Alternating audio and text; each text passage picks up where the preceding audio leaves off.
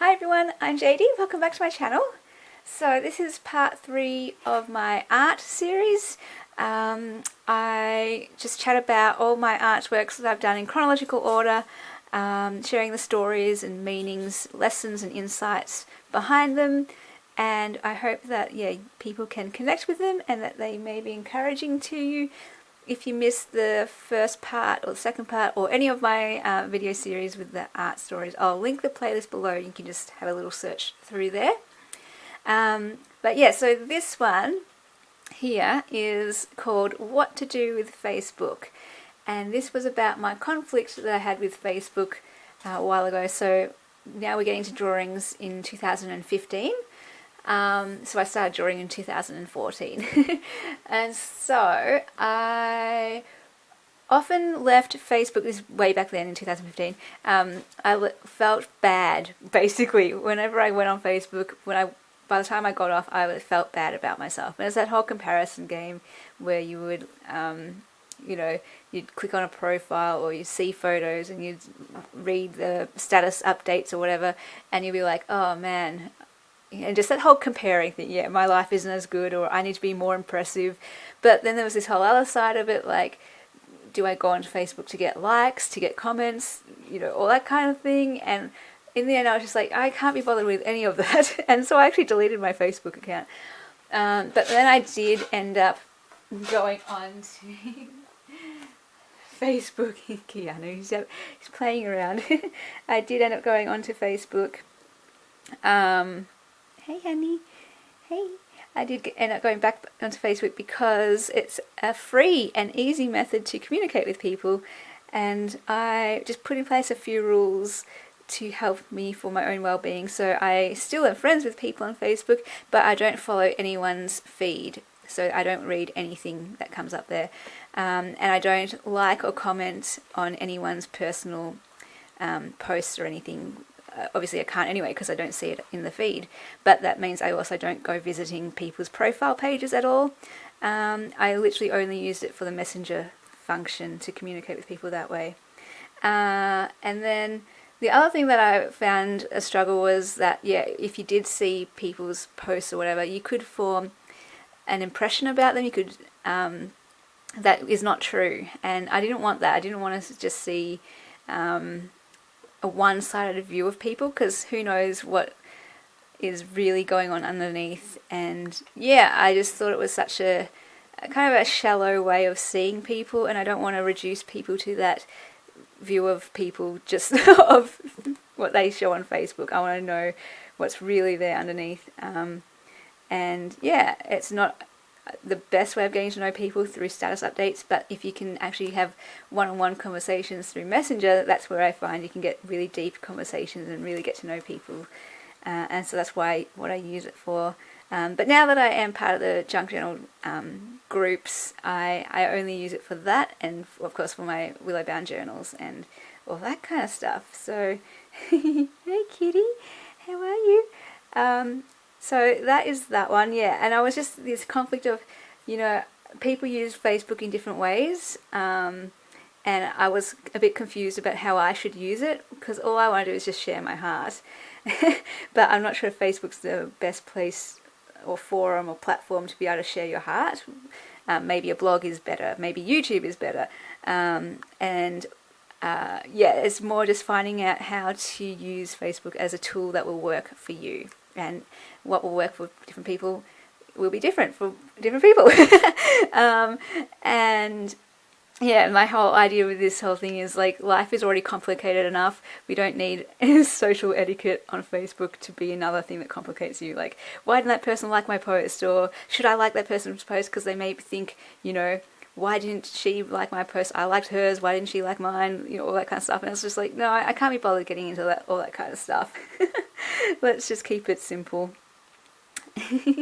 Alright, let's see if we can get on to the next picture. Here it is. This one is called... Oh, hang on. I have, like I said, these pictures I drew ages and ages ago now, so I've got to refer back to my notes. Okay, hang on. It's called In My Mind. Yes. Alright, yes. So, what I was saying about this one was, I have this kind of mind where, I'm not sure if anyone can relate, I'm very metacognitive, which is where you think about thinking. So some people are very good at just being in the present moment, whereas I always have this part of my mind that is watching me and observing and thinking about what I'm doing and just analysing everything. And so sometimes it can be a bit of a curse because you're just so meta. Like, you can think this is all the boxes, so here's me and here's me living life, and then here's my mind thinking about me living life, and it just can get so a bit confusing. But at the same time, I really love it. I'm a thinker. I kind of call myself a bit of a philosopher. I love deep thinking, but at sometimes it can be a bit of a hindrance, and you just want to get out of your head sometimes, basically. So it's this idea of get out of all of these and just try to live instead of analysing you living life and all this kind of stuff. So not sure if anyone can relate to that one, but here is one that does track my mental health journey. Like I said, these are in chronological order that I drew them, not necessarily the order of my journey. So when I get to the ones about my mental health journey, they're just going to be out of order, but it captures a moment in that journey. So this one was at a stage where it felt like I was just a ball of pain, a ball of tears, that kind of thing. But the thing was, at this time, it was before I even knew I was struggling with depression and anxiety, and so I didn't know how to express it. I didn't know what I was feeling. I was just kind of the real confused, really full of pain, and I didn't know how to express what I was going through because I didn't know what it was. And the closest I got to was when I had this moment in the shower and I was about to turn the taps off, and I paused and I just thought, I don't want to leave this shower. Why? Because I just realized in that moment that I felt like the shower. I just felt like this mess of tears, and the shower gave me language to describe what I was going through, and I was so thankful for that I just wanted to stay in there. I didn't want to go out and face the world where it was a desert, because even though I was so full of pain at this time in my life, no tears were coming because I didn't know what I was going through. I couldn't express it, so that's why I didn't want to be out there. It was just too painful and such a desert. Whereas here it was like, oh, this is I can express how I feel. And I just felt like a teardrop washing down a drain. So that is a person. I often draw myself in my drawings, and I do myself with a brown hair and a blue dress. But as you can see, when I was going through depression, I drew myself with a black dress. So very symbolic, my art. And yeah, just this whole idea of the night sky, when at night time, that's when the pain is the most. And yeah, I don't know, because you're just dwelling on it while you're lying in bed and all that kind of stuff. So that is that picture. This one I've already shared, so I'll just go quickly over this one. This is, you'll find it in one of those videos where I shared about my bookmarks. I think it was the very first art video I shared. Embrace failure. Failure is often a door to success and always a door to growth. So my journey was, I always avoided failure, because, I thought my worth and identity were based on me succeeding. Oh my gosh, my performance. Sorry, my cat, my Keanu, has literally just jumped from the chair onto my back, climbed up my back onto my shoulders, and he's now peeking over my shoulder. Oh my gosh, Keanu! His claw got me right in the middle of my shoulder blades just then. And I'm going to try and pull him down. Ow, Keanu, your claws. Oh my goodness, you crazy cat. Oh, well, I feel loved till he wants to get close to me, but you silly boy. He's getting very climby, and he can jump very far now. And now he's touching my camera. Hang on. Oh, he's just climbed up my front, and we're going to have cuddles. All right, I'll cuddle you while I share this drawing. Yeah? Okay. So, this was a lesson I learned, that there's no need to fear failure, because you always grow through it, you always learn through it. And often, if you stop at one door, if you kept on going, you would have succeeded there. When you fail, it teaches you what not to do, and you're closer on the path to knowing what to do. So, no more fearing failure. This one is called Beneath the Surface. And this one is all about how my personality is kind of represented in this picture. I'm one of those people who my temperament is cool, calm and collected. That's just, how I am. But that doesn't necessarily mean I am cool, calm and collected. That's just my temperament, my nature. But underneath, I could be a swarm of confusion and, as these words say, turmoil, torment, torture. So even though I may look like everything's fine and I'm all peaceful and everything, underneath, I could be this tornado of craziness. And often I would find, people would think I might be like really simple, 1 + 1 = 2, just because I'm so, I don't know, cool, calm, collected, on the surface level, and people don't see my depth necessarily, and so they won't necessarily see my deep thinking, my philosophical thoughts where I'm thinking about 1 + 1, how could that equal a million, like wrapping your head around ideas that are complicated and complex. And this is what I'm always doing, thinking about that all the time. So it's not necessarily torture or torment, but just that I'm a very deep thinker, and it doesn't always come out here. One of my words that most people describe me as is quiet, and again, if you're a quiet person, people might think, oh, there's not much going on in her, or going on inside her. It's like, no, just because I'm quiet or cool, calm and collected on the outside doesn't mean there's a lot going on underneath. So that is that picture. Oh, and this one also, the other message with this one is, like, some people are open books, and this is where that inspiration for this picture was. How I had one friend and she just says she's an open book, and you always know where she stands and how she's feeling, and that's great, and what she's thinking. And I love that. That is so, oh, he wants more cuddles. That is so great. But we're all different, and some people are closed books, some are open. I'm more of a closed book. But my point with this was that just because we don't see what's underneath, the point was to not judge people, not to judge people by the surface level, what we see on the outside, because we have no idea what people are going through. And that's why I always say, or have this belief, to always give people grace, because you just never know what struggles they may be dealing with. So yeah, always give people grace is the message of that one too. Alright, so this one is called Listen to Your Life. And yeah, I hope this one's helpful for finding direction in your life. So this one was inspired by a book by Jeff Goins. He's a bit of a creative, and I used to read his blog a lot. And he was just saying, when you're trying to find out what you're supposed to do with your life, choosing a job and a career and all that kind of stuff, often one good way to find out is to look at what you've always done throughout your life, or what you always did as a kid, because often those things that you did as a kid are still part of you. They're still your passion. They don't die.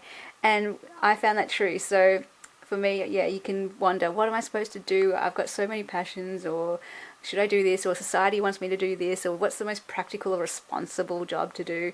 Whereas I just got to a point where I was like, no, let's just look back at my life. What did I always do? What did I love doing as a kid? And what I found was, I loved writing and drawing and creating and learning. I love reading, I love dancing and singing. I love examining life, thinking deeply about life. I love organization and structure and all that kind of stuff. I love psychology and philosophy, and I love theology. And all of these things, they've been with me since I was a kid, and these are passions of mine that have never died. So instead of just going, oh yeah, that's just an interesting fact, to really listen to these things that make your heart go zing, and embrace them, pursue them, do them. Because of these quotes, the world needs people who have come alive. And when you do things that make you come alive, that's when you can really offer people something. Oh my gosh, I'm just looking down at my little kitty, and I'm holding him, And he's falling asleep in my hands. Oh my gosh, in my hand. Oh, kitty, you're really tired. He's never done that before, actually fallen asleep in my hand while I'm holding him like this next to my chest. And then I've got my favourite quotes here. The unexpected life is not worth living, Socrates. I think, therefore I am, Descartes. I'm not sure if that's how you say it, but just, again, emphasising I'm very much a deep thinker. This one is called I Feel Judged. So this is definitely in the midst of my mental health journey. Came at a stage where my anxiety was like through the roof and I didn't want to leave my room because it was just too much for me. The social anxiety, the anxious thoughts about what people were thinking about me was just so high that I was just like, I don't want to leave my room. It just always felt like, and it's not actually true, it's, you know, when you go through these things, your thoughts aren't necessarily true. And so I was thinking, everyone's looking at me, everyone's judging me, and I'm not measuring up. So everyone's rating me out of 10 and I'm not a 10, and everyone's giving me a tick or a cross and I've got a cross. And I totally, yeah, not true. Like, it was just an assumption of mine because I was in such a place of darkness. I just thought that every single person was watching me and judging me. But in the end, you know, it was literally just myself. I was projecting my own, what I was doing to myself. I was looking at myself critically and judging myself ruthlessly, and I was projecting that onto other people and assuming they were doing the same thing. But yeah, it was a very tense time. You can imagine, like, if you're that worried about what people are thinking about you, that you just would not want to leave the room. It's just too much. It's too overwhelming. So that's what it was like. And that's what I mean, like, it was just so intense that now when I look back at it, I'm like, how did it get that bad? I can't even, like, I know I went through it, but I can't quite remember what it felt like, because when you have depression and anxiety, it's like your whole brain is in a different place completely. So now when I think about back to that time, it's like I don't actually really remember it. Of course I remember it, but I don't remember how. I don't know. It's just different. Does that make sense? There's some psychological thing about that, like when you go through something that traumatic or that, you know, depression and anxiety that much, that, yeah, you're kind of a different person. So that now when you don't have it and you look back, you're like, I don't even recognize that person anymore. I guess that's what it's like. So it felt like, yeah, people were like, you need to be like this and you need to do things this way. And I was just going, I don't know, I can't, everyone wants me to do this and that and I don't know what to do. And I completely, you know, lost my own sense of self and who I was. And it was too much of a struggle, too hard to get out of my room and be with people, because it was just like getting pulled in different directions and I was so confused. Anyway, so that is that picture. Oh, okay, alright, so we are getting into the heart of the mental health journey. And this one, out of all my pictures, I say this picture is the one that epitomizes the whole thing. You know, I've already talked about this picture anyway, haven't I, in my art series, but I feel like I need to go into this one deeply again, because it's the one that really captures it. It's the one where it feels most like whatever was in me just came out on the page, and there it is. And that, as an artist, as a creator, as a writer, you know what I mean about that feeling of just when you have pure expression. Because when you write a sentence, you're like, oh, that wasn't exactly how I wanted to, that's not exactly expressing how I feel purely. And you're always hitting on those words, trying to get those to really express you 100%. But you can never quite get there sometimes. When you do, it's like this moment. And this is what it was like for me drawing this picture. It was like, this is how it felt like when I was on the inside. And at first I was too scared to show anyone. I just thought this was too crazy and too weird. And I was like scared of showing people. But now I found this one really connects with people. And basically I just felt so, yeah, the whole sad and painful and dark and crazy. I felt so crazy at that time, because again, I didn't really know I was going through depression or anxiety, and I was just like, I'm so crazy, and I can't tell anyone because they're just going to think I'm so crazy.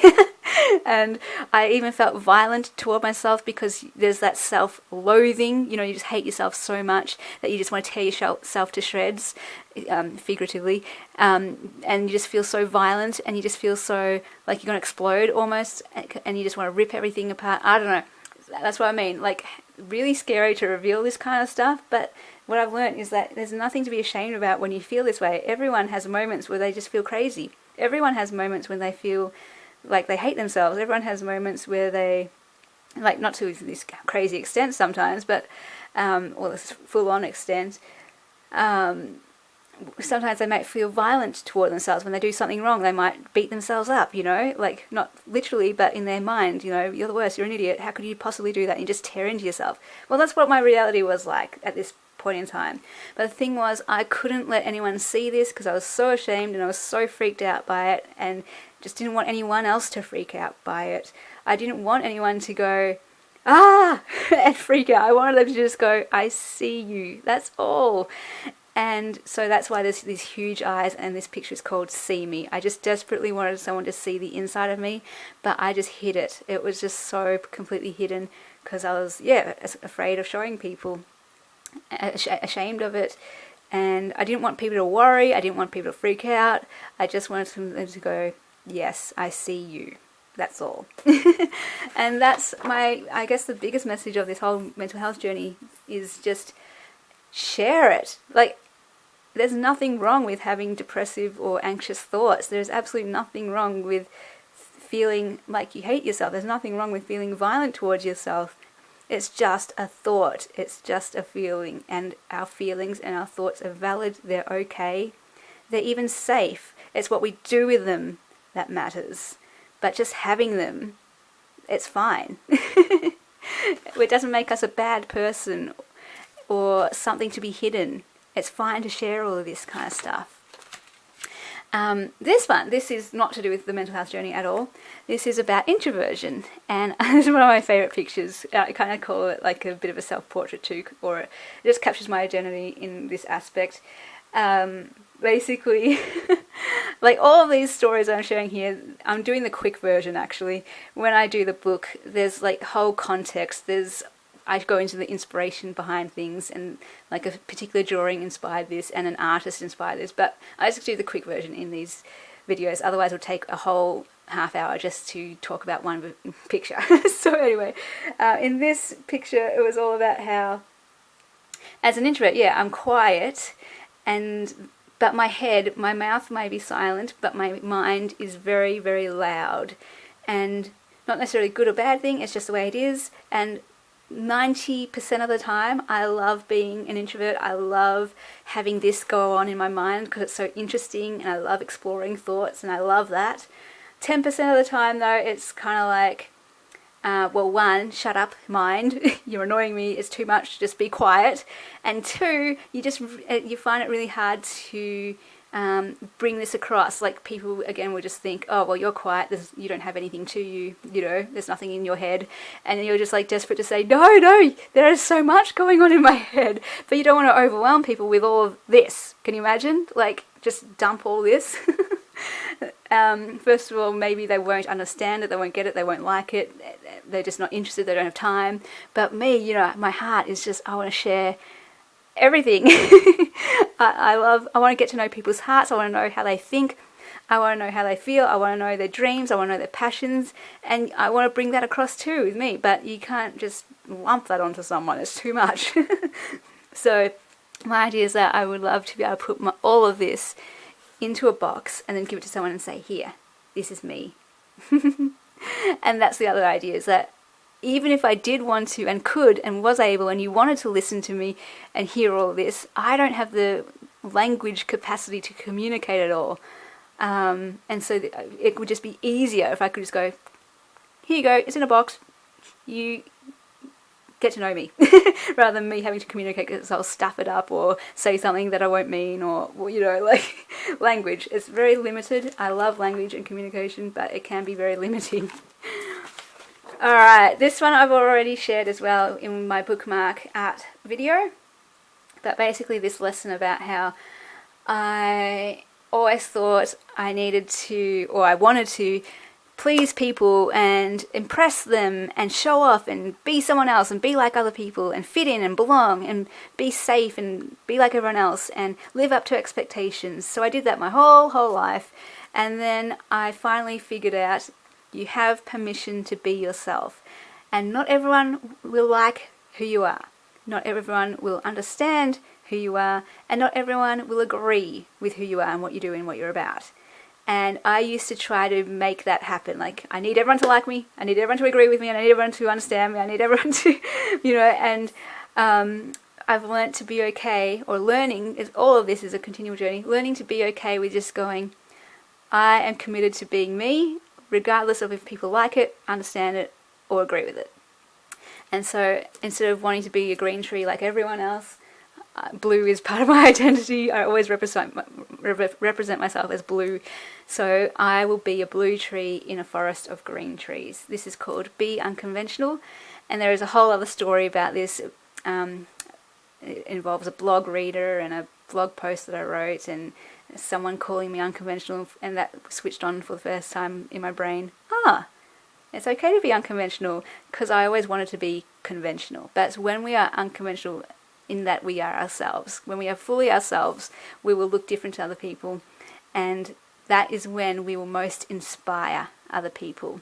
So that lady, she was saying, I did something unconventional, but it really inspired her, and it made her do something in her own behaviour. And I was like, oh, that's awesome! And that made me see unconventionality in a different way. And now I embrace being unconventional, because that's the best way I can have an impact on people. That's the best way all of us can impact people, is just when we are true to ourselves. If we're trying to be like other people, that just defeats the whole purpose, I had this revelation that sounds so simple, but God created us to be who we are. And if we're trying our whole lives to be like someone else, well, we're just robbing the world of what God specifically wanted us to give to the world, that we could only give by being who we are. And I was like, man, that's a responsibility, to be who you are, because if you don't, then other people miss out on the impact that you could have. So that is that one. Alright, this one is, I've already shared this one too, so I'll just do the quick version. It's called What's Left of Me.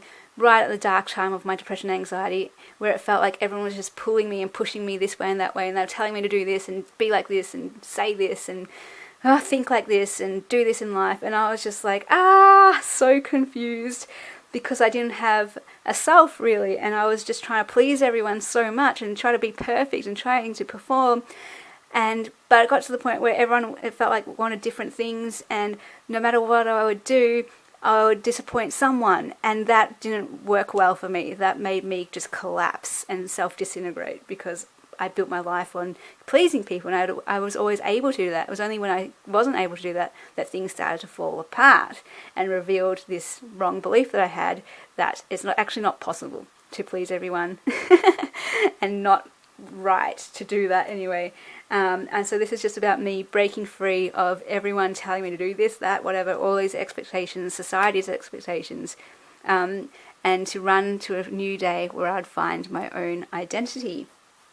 Again, the longer version, which will go in the book, is all about the video clip by John Resnick, I think that's how you say it, from the Goo Goo Dolls, and how that video clip really inspired me and gave me this image. And that's what I mean, like, all of these drawings, they're born out of specific things that inspired me. Well, most of them are. Either a song, or a book, or a blog post that I read, or something that I went through in my own life, or something someone said to me. That's how it inspires these drawings, and how I'm able to translate a lesson that I've learnt into a picture.